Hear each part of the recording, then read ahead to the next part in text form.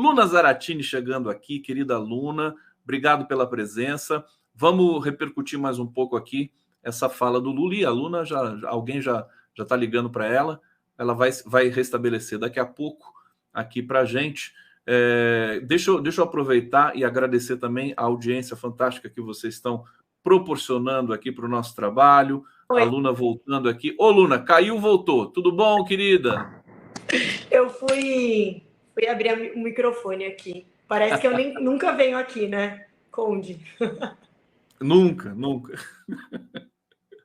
Ô, Luna, conseguiu ver um trecho da fala do Lula? Você não para de trabalhar, né?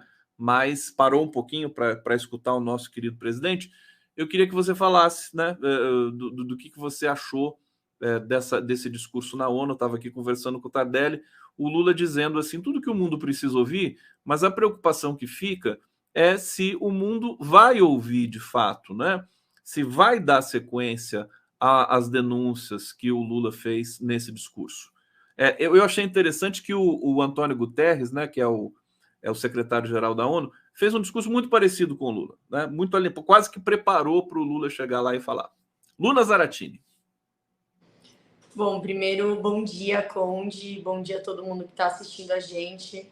É muito bom começar a terça-feira com o discurso do Lula na ONU, né, Conde? Acho que dá um ânimo e realmente algo que até as redes, né, sociais falaram muito é que o Brasil voltou, né? O Brasil voltou a respirar, o Brasil voltou a se colocar perante do mundo e acho que toda vez que o Lula fala é como se a gente estivesse se recolocando nesse cenário internacional e acho que o Lula foi muito cirúrgico nas duas questões que eu julgo mais importantes aí do discurso dele, que é o combate às desigualdades, né? Então é uma frase muito grande, muito firme que o Lula faz sobre a questão de que a desigualdade tem que indignar as pessoas, a gente não pode normalizar a desigualdade social no mundo, e essa indignação tem que produzir essa luta de todos nós, né? Seja aí das instituições, da ONU, seja dos governos, né, das entidades, mas também do povo, né? Não dá para a gente não se indignar com a desigualdade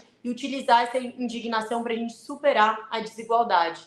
Um outro tema que eu acho que o Lula foi muito feliz de trazer é a questão das mudanças climáticas, né? Ele prestou condolências aí ao terremoto no Marrocos, às enchentes, né, no mundo inteiro, aqui no Rio Grande do Sul, e todos esses desastres naturais, eles têm muita coisa em comum, que é esse sistema econômico, social, político, sistema capitalista que não deu certo em nenhuma parte do mundo.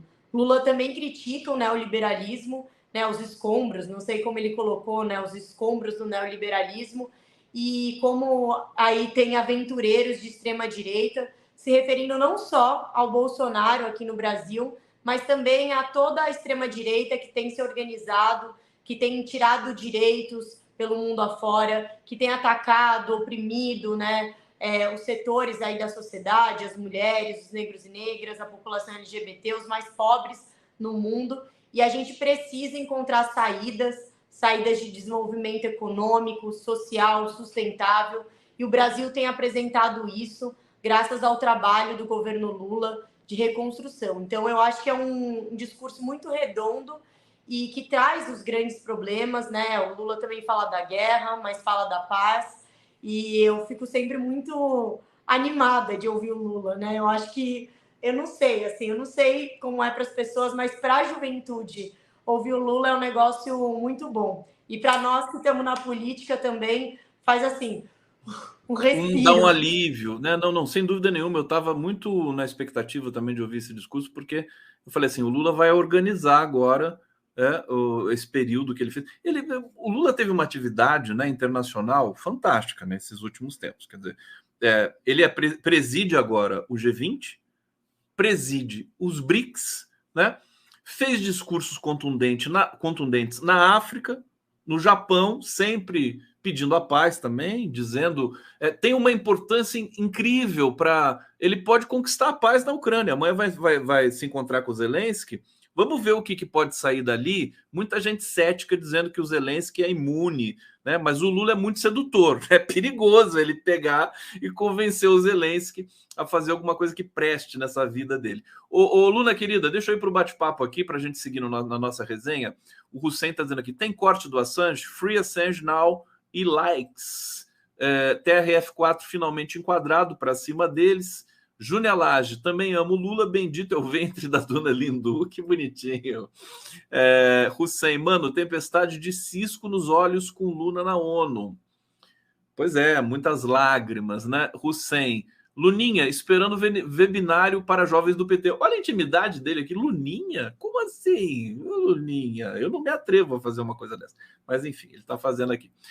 Edson Mestieri, aluno é um amor. Barbarella Braga, giro é imperdível. Jorge, de tudo um pouco. O mundo não irá ouvir o que Lula disse, porém 77 países ou mais seguirão suas denúncias. E para mais um pouquinho aqui, Terezinha Casimiro. Bom dia, Conde, Lula e comunidade. Que manhã maravilhosa. Acho que faltou um pouquinho aqui, né? Que o Lula proporcionou a todos nós, eu completo. Hussein Brasil, imagina em cada favela eleger um morador para vereador. Luna, você falou dos jovens. O Lula tá. Eu não sei se ele deixou de se reconectar. O que a gente costuma dizer é que o PT deixou de se reconectar com as bases e que agora está tentando refazer esse processo. O Lula também deixou de se comunicar com os jovens ou nunca faltou essa comunicação? Fala um pouquinho sobre isso para a gente. Bom, primeiro que tem gente que me chama de Luninha por aí, mas não são muitas pessoas, então realmente é algo mais íntimo, mas estamos aí, né? Vamos que vamos. É Luna, é O Lula. Lula, provavelmente, quando ele te vê, ele vai te chamar de Luninha, né? O Lula fala assim com todo mundo, né? Nossa, Luninha, o vem Lula. cá. Gente, o Lula, e eu já contei aqui, né, Conde, mas acho que nunca é muito repetitivo contar esse encontro com o Lula. Quando eu cheguei em Brasília, né, eu não estava na expectativa de ver o Lula, e a gente conseguiu uma agenda com ele, e foi uma agenda muito importante, né? Primeiro que metade do papo era Lula, meu Deus, você é uma inspiração, com muita força. Mas aí a outra segunda metade do papo era Lula, a gente está com um problema em São Paulo, né? Não está chegando Bolsa Família para as pessoas. Tem que ter Instituto Federal nas periferias. E aí ele falou, não, que bom, vamos lá, encontra com o ministro tal, encontra com o ministro tal, a gente vai resolver isso aí. E o Lula realmente está ajudando muito, né? O Ministério do Wellington Dias, o MEC do Camilo Santana tem feito aí um diálogo muito forte com a gente aqui em São Paulo. Então o Lula, ele tem muito comando e ele sabe o que faz. Mas o Lula me perguntou assim, ô Luna, como que tá lá a Câmara? Como tá a bancada do PT? E aí eu fui falando com ele, e aí depois ele perguntou, era tudo que você imaginava? Eu falei, não, presidente, eu imaginava uma outra coisa. Entrar na Câmara tem sido uma grande experiência, e de tédio a gente não morre, né? Foi o que eu falei para ele. Era Trabalhe tudo que você bastante. imaginava, não significa que é menos ou mais do que você imaginava. Eu imaginava menos. Eu estou realmente achando que a Câmara é um espaço muito importante de luta, de resistência e um instrumento de transformação mesmo da vida das pessoas. Mas tudo isso a partir de uma ocupação desse espaço da Câmara, né? Eu poderia estar aqui sentada, sem fazer nada, mas a gente está trabalhando muito e perceber que trabalhar muito faz a diferença na vida das pessoas faz a gente trabalhar mais, Conde. Esse é o mal. Mas eu acho que tem sido uma experiência gigantesca, que vale muito a pena, uma oportunidade que o povo paulistano me deu e que eu tenho tentado honrar com muito compromisso, com muita garra, tudo isso, mesmo sendo a mais jovem, mesmo sendo a única mulher, eu acho que isso me Na faz sala do feliz. Eduardo Suplicy. Exato, gente, eu tô aqui na... Ai, então vamos comentar sobre isso, eu não sei se você viu, Conde. O que O aconteceu. Suplicy foi diagnosticado com mal de Parkinson, né? Mas como é que ele tá? Como é que você tá com essa notícia e você tem notícia dele? Bom, então, primeiro que ele foi diagnosticado, né, no final do ano passado, e realmente eu acho que é um diagnóstico muito difícil, né, Conde? Eu acho que ninguém gosta e nem ninguém quer receber um tipo de diagnóstico como esse, mas o Suplicy, ele é incansável e ele se cuida muito, né? Ele faz exercícios, se alimenta bem, ele tem muita energia e ele tem feito um tratamento, né, com cannabis medicinal e que parece que tem surtido um bastante efeito. E, enfim, o Suplicy é uma pessoa maravilhosa. A gente Eu te até confesso que quando eu li a notícia, Luna, eu falei assim, eu não fiquei, porque o Suplicy tira tudo isso de letra, né? É incrível. Ele é um cara para cima, né? Ele tem um jeito diferente, ele sempre teve um jeito diferente. Aquela atriz, como é que é o nome dela? Foi diagnosticada com autismo agora aos 52 anos, acho que eu esqueci o nome da atriz, desculpa. Mas assim, eu acho que todos nós também somos um pouco autistas, né? Se a gente for pensar bem, quem é de esquerda, né, que não se conforma com a injustiça do mundo, com a injustiça que tem no mundo. Mas desculpa, eu te cortei, você estava falando do Suplicy. Eu achei assim que ele vai, enfim, ainda mais com tratamento, com a base de cannabis, que é tão avançado, né? Ele vai estar sempre bem. eu Luna. também, eu senti, na verdade, muitas emoções, Conde, para falar a verdade. Quando eu li a manchete, meu coração disparou. Depois eu fui ler a notícia, né, que foi uma notícia dada pela Mônica Bergamo, né, na Folha, e eu fui lendo a notícia e eu fui tendo essa sensação, como você, de que o Suplicy é essa pessoa muito forte, muito firme, que ama a vida, né, que é uma pessoa que ama viver e as pessoas e cuidar das pessoas. Mas ele é uma dupla para mim e ele tem sido muito, muito generoso, muito incrível, uma pessoa que sempre me ajuda assim na condução mesmo das políticas, dos processos. A gente tem trocado muitas avaliações, a gente tem feito muitas batalhas em comum. Então não é à toa, eu estou aqui nesse gabinete que foi ocupado por ele, mas eu também estou na presidência da Comissão de Direitos Humanos, que foi conduzida por ele, né, na última quando ele estava no ano passado, quando ele estava aqui como vereador. Então não dá para eu não me emocionar e dizer que o Suplicy ele é uma inspiração na política, mas ele é uma inspiração na vida, né? Então A eu não Luna sei, é essa uma. geração que Eu construiu ia, a política me inspira muito. eu ia falar, o Suplicy te adotou, né? Mas enfim, você é querida por todos esses, né, esses dinossauros do PT, no bom sentido, o Lula, o Suplicy, o Haddad, né? O Haddad nem é tão dinossauro assim, mas eles adoram você porque você é a nova geração que está chegando aí, que vai tomar conta, aliás, por mais lunas no PT, mais a sobrinha do Luiz Dulce, a Luísa Dulce, que é maravilhosa, é da sua geração, você deve conhecer. Maravilhosa o trabalho que ela faz, foi candidata também lá em Minas Gerais a deputada estadual, não ganhou agora, mas foi muito bem votada. Ô Luna, fala um pouco, vamos entrar um pouco nessa questão de direitos humanos, que talvez seja o campo aí que você está se dedicando mais, afinal de contas você está presidindo uma comissão, né? Conta um pouquinho para a gente como é que está isso aí. Vou entrar, mas vou responder a sua pergunta que eu não respondi, né? Como o Lula se conecta com a juventude e essa relação com o PT.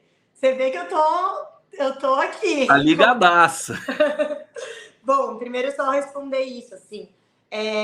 Eu acho que a gente faz uma discussão, né, dessa reconexão do PT nas bases, tem muitos debates sobre isso, mas eu tenho uma opinião, né, muito do trabalho que a gente tem feito aqui pelo mandato, construindo o Partido dos Trabalhadores, que a gente tem muita presença nas periferias, nas bases, nos movimentos sociais. Eu acho que o que falta, né, esse fortalecimento mesmo desse vínculo, o fortalecimento das lutas populares, porque isso realmente que muda a vida. A vitória, ela não vem de um projeto de lei, ela não vem de um governo, ela vem da construção do povo, dessas políticas públicas, da construção e da participação do povo na política no geral. Então eu acho que é preciso que o PT, enfim, os movimentos de esquerda fortaleçam essas lutas populares que estão acontecendo nos territórios. É mentira que a periferia está parada, que a periferia não se indigna. A periferia se indigna sim, e tem muita gente, tem muitos lutadores, tem muitos líderes comunitários, tem muita gente fazendo diferença. E eu acho que isso que me move na política, encontrar essas pessoas por aí, assim, que talvez não estejam aqui no 247, talvez não estejam num palanque, talvez não estejam, né, na capa do jornal, mas que estão construindo diariamente a democracia e os direitos e essa resistência. Então, tem muitos lutadores, o PT precisa se conectar com eles, fortalecer essas lutas populares, e eu tenho entendido que o meu papel é fazer essa conexão, ser instrumento de luta, né, esse mandato que a gente está construindo. E aí eu queria dizer que eu acho que o Lula ele tem uma conexão direta aí com o povo, né? A conexão direta porque ele fala sobre os problemas do povo. Eu acho que o Lula ele se coloca também como, muitas vezes, como esse interlocutor do sonho, da indignação, como ele falou hoje no discurso da ONU, da construção, dessa questão de vivacidade mesmo, e de entender que a política ela está além de um cargo, ela está além dessa ocupação do governo. A política ela é esse mundo de possibilidades, de sonho, de construção. Então, por isso que eu acho que o Lula se conecta com o jovem, porque o jovem não quer saber da política tradicional, que vai ter grandes discursos com palavras sofisticadas, e aí a gente tem que esperar o projeto de lei passar para que ele aconteça. Não, o jovem quer saber dessa resistência, dessa luta, dessa indignação, e eu acho que a gente pode conectar, né, esse espaço do parlamento com esse espaço da luta popular, conectar a luta institucional com a luta política e social tão necessária. E por isso que o Lula chama e clama o povo para fazer parte do seu governo. Ele sabe disso.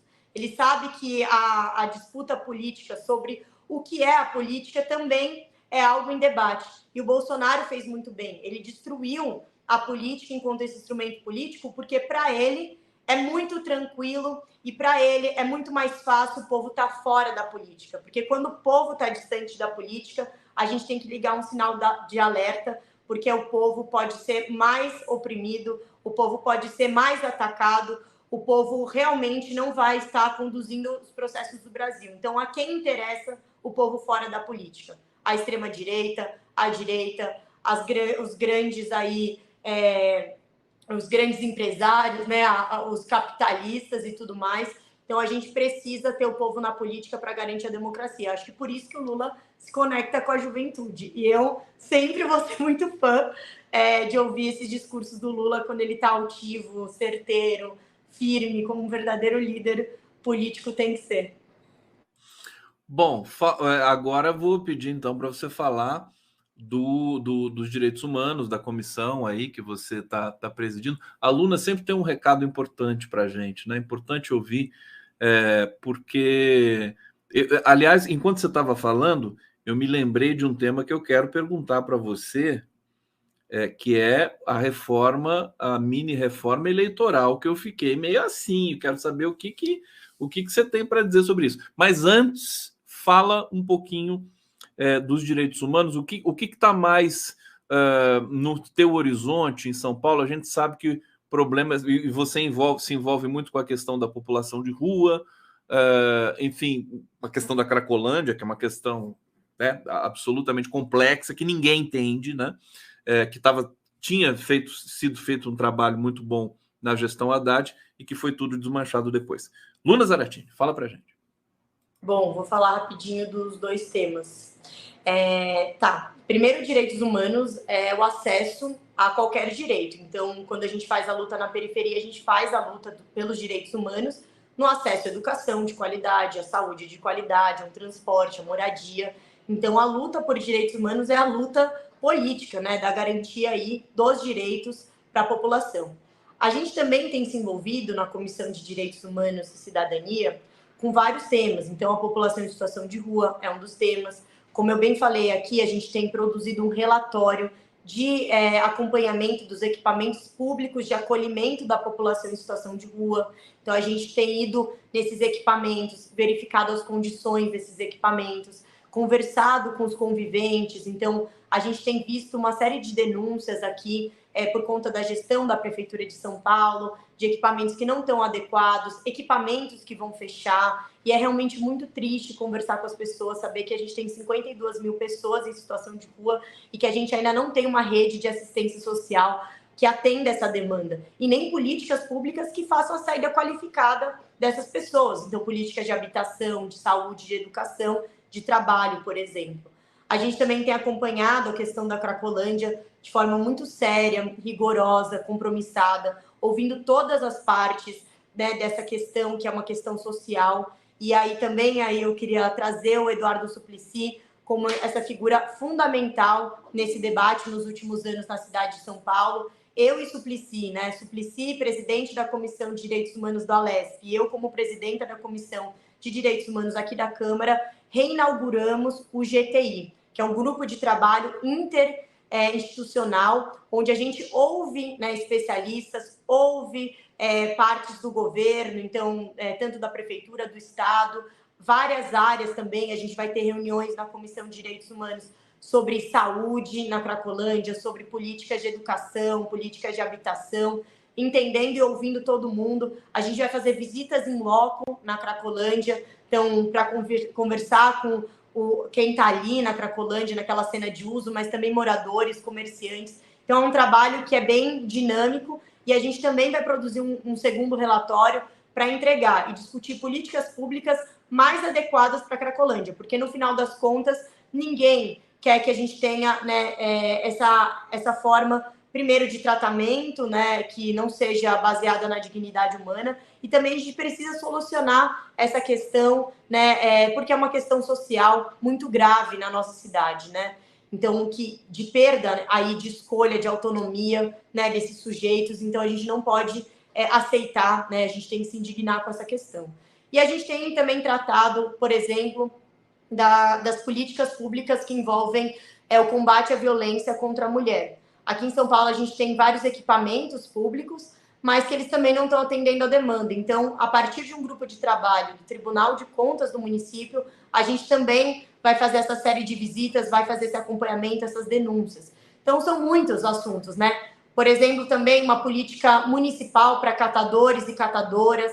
A gente quer discutir o contrato de lixo na cidade de São Paulo e como os catadores e as catadoras entram nesse contrato, porque não é só uma questão de serviço, né? De que eles estão fazendo um serviço para a cidade de São Paulo, mas também eles estão fazendo um serviço para o meio ambiente, né?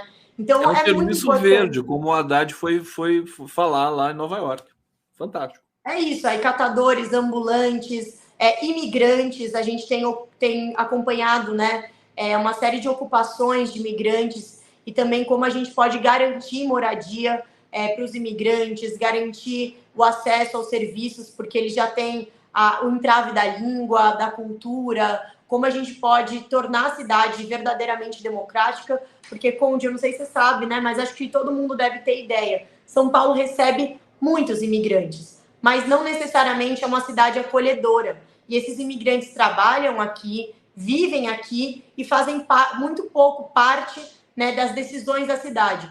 Inclusive, foi no governo Haddad, através do Conselho Participativo Municipal, que eu fiz parte, que a gente colocou os imigrantes dentro do Conselho Participativo. Então, eles tinham representação para dialogar com as subprefeituras, para dialogar com o poder público, mesmo não tendo direito a voto ainda no nosso país, o que eu considero ser um absurdo. Porque se é imigrante, se vive aqui, se trabalha aqui, se constrói o Brasil, por que não votar? Por que não participar das nossas decisões? Então, são muitos assuntos. Eu acho que eu poderia falar mais e mais, mas a gente tem feito esse trabalho. Eu estou lembrando do caso dos afegãos que estão acampados até agora, né? Que cada vez chega mais ali no aeroporto de Guarulhos, né? E parte dessa população de afegãos foi transferida para o interior de São Paulo, não me lembro agora qual cidade. Você acompanhou isso aí, Luna?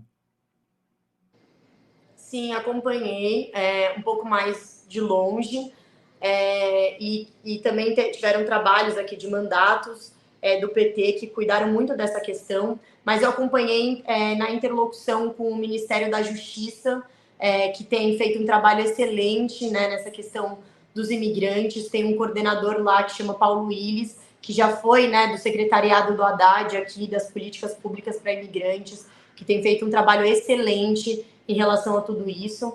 E também acompanhei, Conde, né, fiz parte do comitê de crise da questão do Guarujá, junto com a OAB, junto com outros parlamentares. Então, a gente acaba tendo que se colocar nessas questões, né, porque, infelizmente, a gente vai precisar trabalhar muito ainda para garantir direitos humanos na nossa cidade e no Brasil. Então, a gente se envolveu em tudo isso, né? Fantástico o trabalho da Luna Zaratini, cada vez melhor, hein, Luna? Se você é incansável, né? Vai naquele ritmo. Sabe o que o povo fala? Falam duas coisas, assim. Primeiro, que se cansam de ver os meus stories, falam assim, meu Deus, como você faz tanta coisa. Até eu fico cansada, eu já ouvi isso algumas vezes.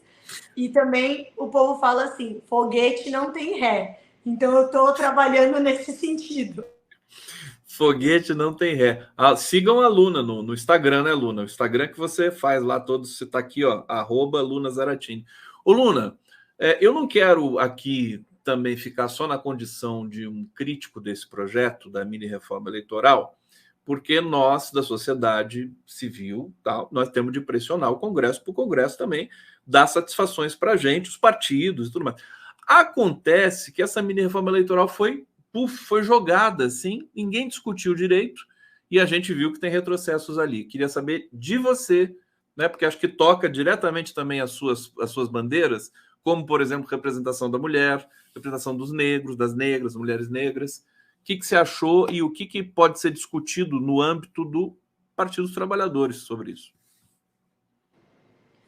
Bom, Conde, realmente a gente tem passado aí por diversas reformas eleitorais no Brasil.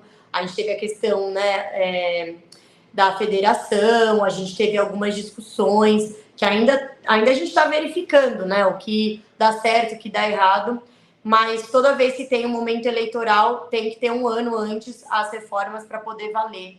E eu acho que o que está sendo discutido é bastante importante, e pode ter retrocessos, né? Então, como você falou, a questão das mulheres, a questão dos negros e negras, né, do fundo eleitoral, de garantia disso, porque no final das contas, né, a gente não tem um sistema parlamentar, um sistema do executivo e do legislativo, um sistema eleitoral e político realmente representativo, né? Basta olhar para a cara, para a cor, né, enfim, para a classe social dos espaços da política, e a gente não vai ver o povo se representando ali. Eu acho que a gente poderia ter avançado em outras questões, avançado muito mais.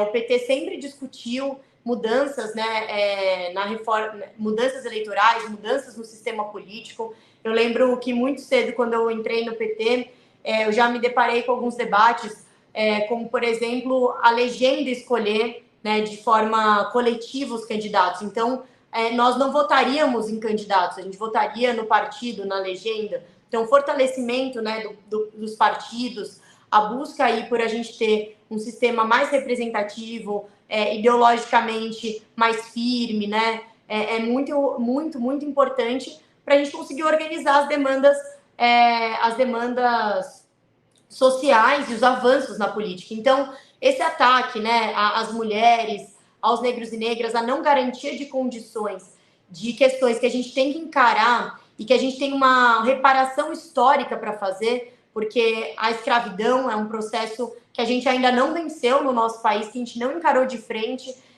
o machismo estrutural, né, essa questão de garantia das condições para que as pessoas possam disputar, né, de forma igual, equânime, é muito importante, né? A questão também das candidaturas coletivas ainda vão precisar ser discutidas, né? Isso é uma questão que surgiu, né, nos últimos tempos e que tem sido interessante em muitos A mini mandatos. reforma bloqueou, né?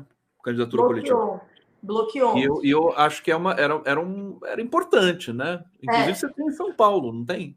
Tem em São Paulo, tem em vários lugares. É que assim, na minha opinião, todas as candidaturas são coletivas, tá, Conde? Eu estou representando um mandato, mas assim, eu não seria nada sem uma equipe, sem um coletivo, um grupo que tem feito luta diária, e eu sou uma mera representante desse projeto político, né? E eu acho que, enfim, eu faço parte do Partido dos Trabalhadores, que é essa maior organização de trabalhadores, de lutas populares que a gente tem no Brasil e também na América Latina, né? Um dos grandes partidos que tem feito parte aí da história da democracia, dos direitos. Então, nunca nenhuma candidatura não é coletiva e nenhum processo da política é individual, nenhum processo. Eu tenho convicção para falar sobre isso.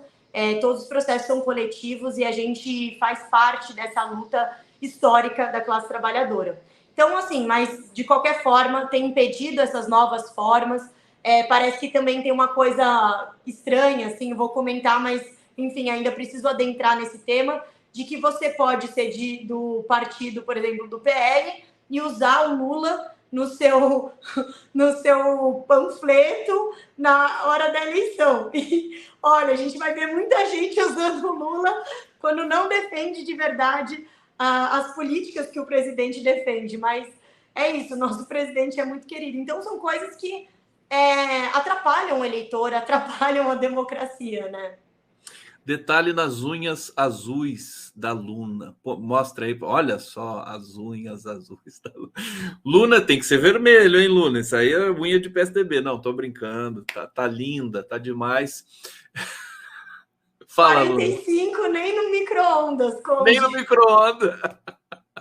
Ô, Luna, querida, obrigado, viu, pela presença aqui. Parabéns aí mais uma vez pelo trabalho. Tamo junto, vamos acompanhar os desdobramentos aí. Vamos receber mais uma convidada aqui no nosso giro. E eu vou fazer essa transição ouvindo mais um pouquinho do Lula na ONU. Obrigado, Luna. Um beijo para você, querida. Beijo enorme, Conde. Beijo a todo mundo que assistiu a gente.